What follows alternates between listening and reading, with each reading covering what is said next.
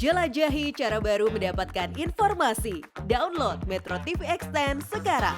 Nah, pemirsa, lantas apa gagasan dan aksi nyata yang generasi muda Aceh dapat tawarkan untuk mengakselerasi kemajuan daerahnya? Sudah hadir langsung di studio 1 Metro TV, Sayyid Muhammad Muladi, seorang tokoh muda Aceh yang juga anggota DPR RI periode 2008 dan 2014. Selamat pagi, Bang Sayyid. Assalamualaikum. Terima kasih sudah diundang ke Metro TV. Iya, sehat ya Bang Sayyid ya? Alhamdulillah sehat. Bang Sayyid, saya dengar sebelum jadi anggota DPR juga pernah menjabat sebagai organisasi apa ya waktu itu? Saya jadi Sekjen DPP KNPI Pusat. Oh gitu ya? Tahun 2008-2011. 2011 gitu. Ya. Oke, nah Bang Sayyid, saya mau nanya nih, dalam informasi pembuka tadi kan diketahui bahwa sektor pariwisata dan sejumlah komoditas ternyata masih yang paling dominan menggerakkan ekonomi Aceh.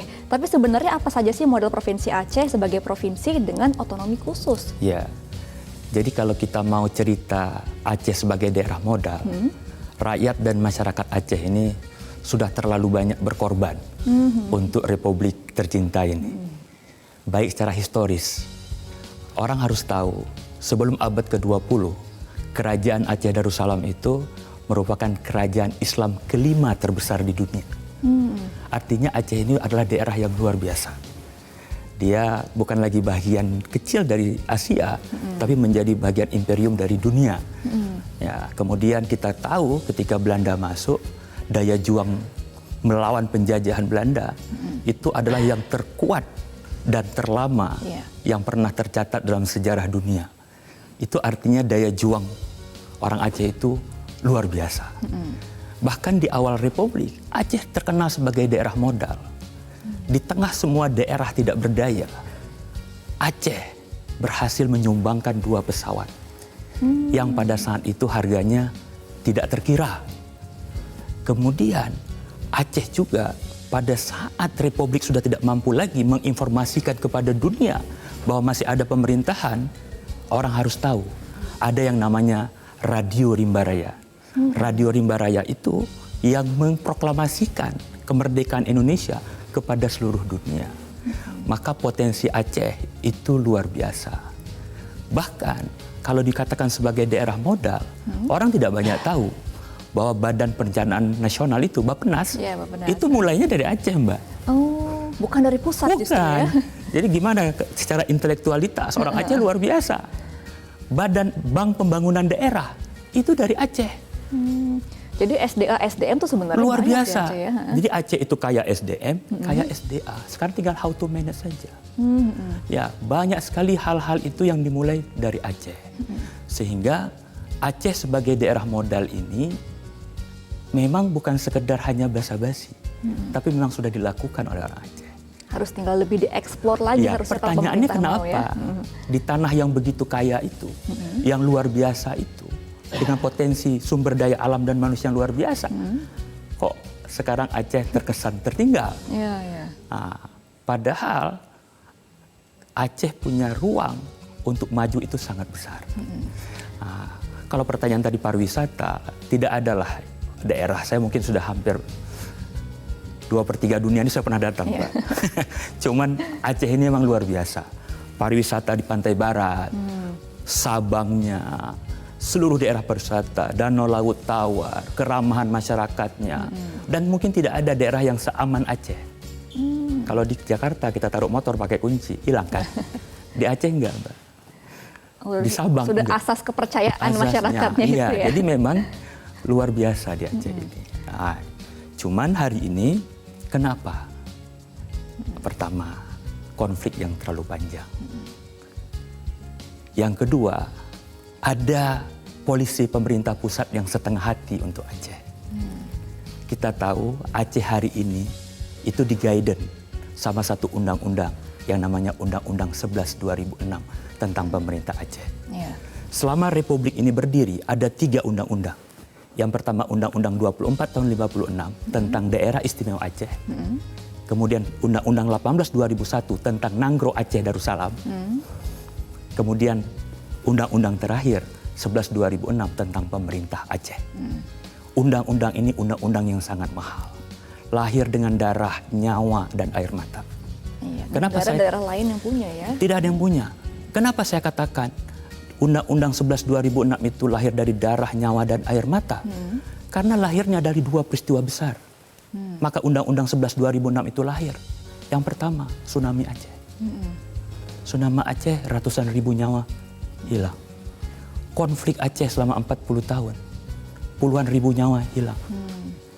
Karena berkat rahmat Allah Subhanahu wa Ta'ala, kemudian tergerak pihak Republik dan pihak Gerakan Aceh Merdeka duduk dalam perundingan di MOU Helsinki.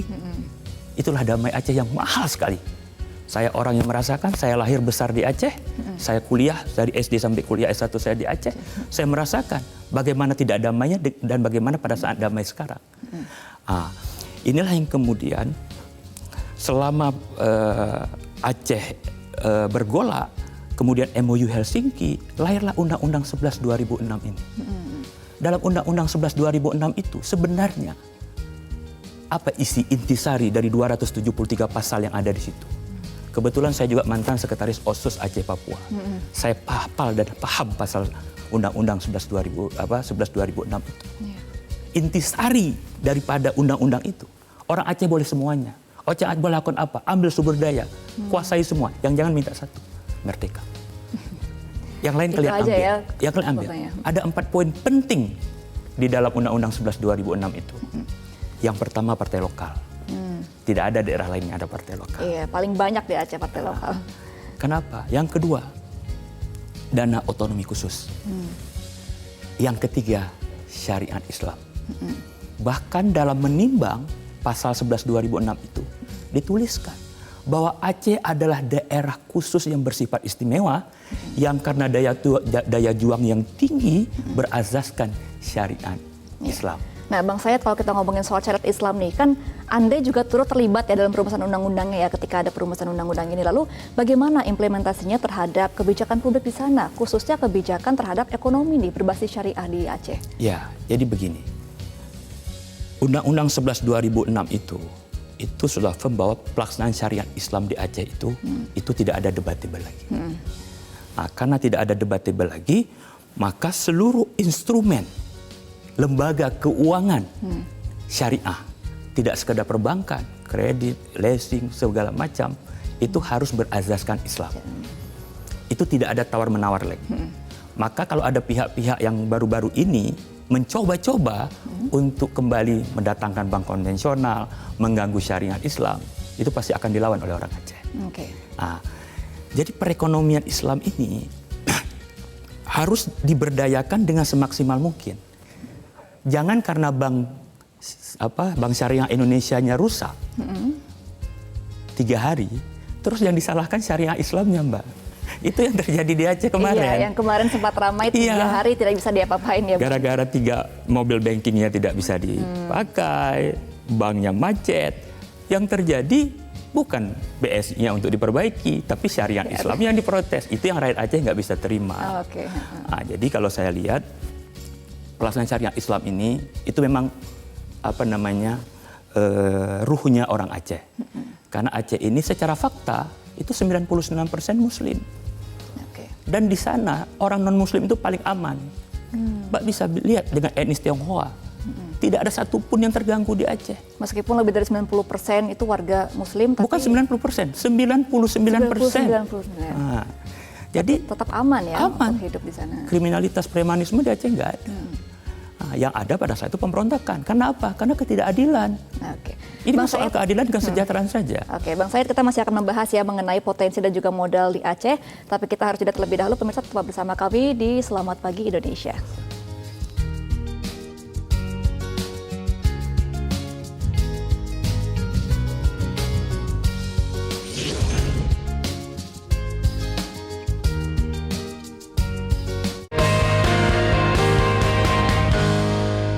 Didukung oleh Menyikat gigi lebih nyaman dan segar. Baru Barakat, gigi sehat yakin Barakat. Pemirsa, Anda kembali di Selamat Pagi Indonesia. Usai mengalami perlambatan pada tahun 2020 karena pandemi COVID-19, peningkatan indeks pembangunan manusia di Provinsi Aceh kembali membaik. Berdasarkan indikator konsumsi real per kapita, perbaikan kinerja ekonomi Aceh mengalami pertumbuhan positif. Badan Pusat Statistik mencatat kemajuan Indeks Pembangunan Manusia atau IPM di Provinsi Aceh selama 2010 hingga 2021. Rata-rata meningkat 0,68% per tahun. Pada periode 2021 hingga 2022, IPM Provinsi Aceh tumbuh sebesar 0,86%. Lebih tinggi jika dibandingkan dengan kenaikan periode 2020 hingga 2021 yang tumbuh 0,26%. Sejak tahun 2016, status pembangunan manusia Provinsi Aceh meningkat dari level sedang menjadi tinggi.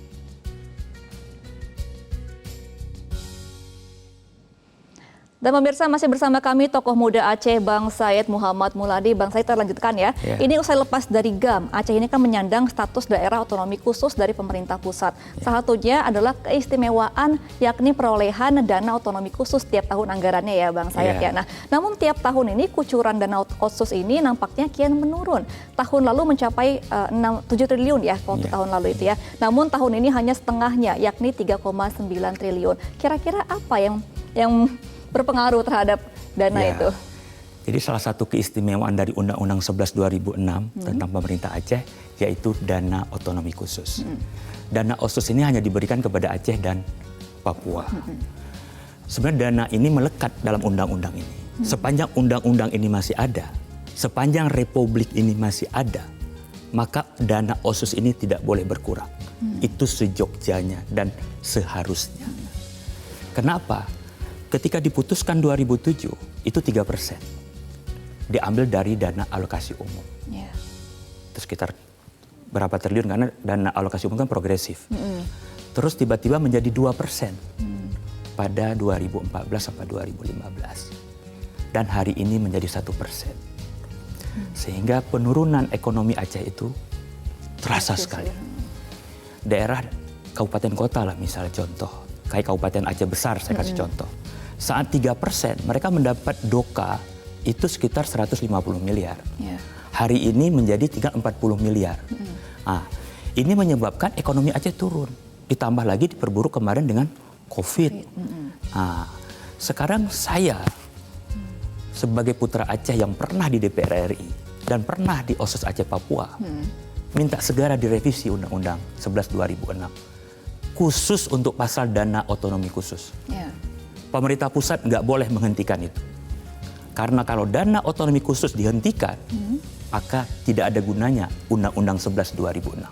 Nah, kira-kira yang harus dilakukan oleh pemerintah provinsi nih Bang Said untuk menjalani perekonomian agar tetap stabil dan juga tetap maksimal dalam keterbatasan ini seperti apa nantinya? Ya, yang pertama tadi, dana otonomi khusus ini harus diperjuangkan. Harus diperjuangkan. Sudah ini ya mutlak ya? Mutlak. Harus 3%, kalau bisa forever. Sampai republik ini runtuh. Sampai rumah nggak ada lagi. Itu yang harus dilakukan oleh pemerintah Aceh dan Dewan Perwakilan Rakyat Aceh. Kenapa? Ini satu-satunya undang-undang yang revisi di DPR RI harus ada persetujuan dari DPR Aceh. Jadi kalau ini dilakukan 3%, 8 triliun, 9 triliun. Kalau 10 tahun kan kehilangan potensinya 90 triliun, Mbak. Uang 90 triliun itu kalau kita gunakan untuk pendidikan, kita gunakan untuk kesehatan, sudah sangat maju lah Aceh ini. Belum infrastruktur dan pariwisata juga ya. Kalau pariwisata Aceh itu tinggal how to manage saja. Karena daerahnya cantik, bagus. Wisata Islami Aceh sekarang luar biasa. Itu dari segi bagaimana sebenarnya Aceh ini secara ekonomi. Karena kalau begitu dana otsusnya dihentikan, terjadi persoalan dalam APBD Aceh. Itu satu. Kemudian yang terakhir, yang saya anggap yang paling krusial terhadap Aceh ini. Kenapa Aceh ini selama ini selalu setback? Tidak mampu berkembang. Padahal sumber daya alamnya luar biasa, sumber daya manusianya. Karena cara pandang dan paradigma pemerintah pusat kepada Aceh yang salah.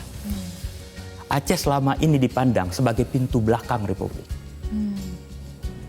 Itu kesalahan paling fatal selama 78 tahun Indonesia merdeka. Seharusnya Aceh itu dianggap pintu depan Republik.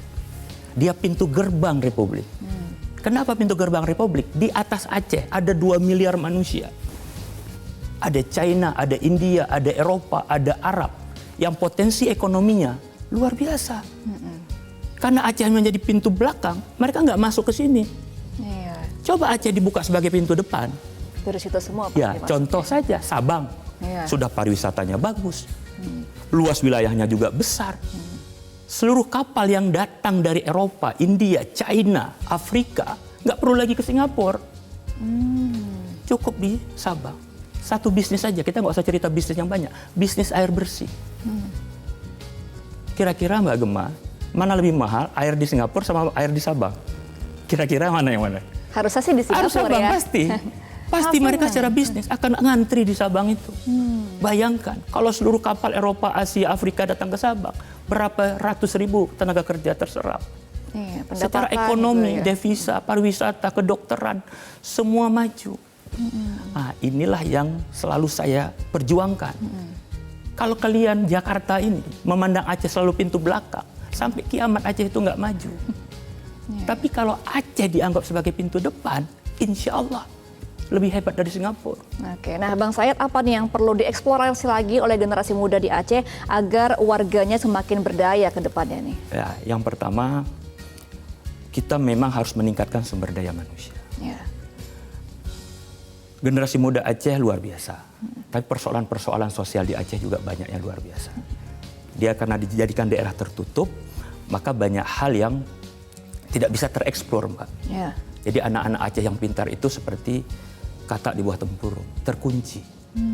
Padahal kemampuan pikir, cara menganalisa, luar biasa. Saya 6 bulan ini kan pulang pergi. Ya. Saya selama ini majunya dari Jawa Timur. Hari ini saya pulang ke Aceh, Mbak. Maju di PDRI. Jadi saya melihat peran pemerintah daerah ini juga harus ditingkatkan.